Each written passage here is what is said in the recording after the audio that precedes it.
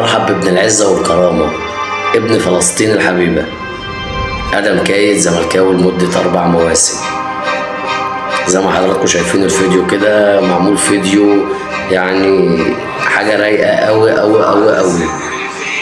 على صدري فيه خطين، الدم مرويين. تحياتنا لكل أهل فلسطين. من أرض العزة لبيت عقبة، إحنا الملوك، إحنا الزمالك. شكرا اخواتي. دي صفقة النجم الفلسطيني آدم كايد، مليون مبروك علينا. صفقة راجل فدائي، لعيب كرة زي ما قال الكتاب. نتمناها يا رب كده صفقة تكون قوية وفعلا تستحق نادي الزمالك.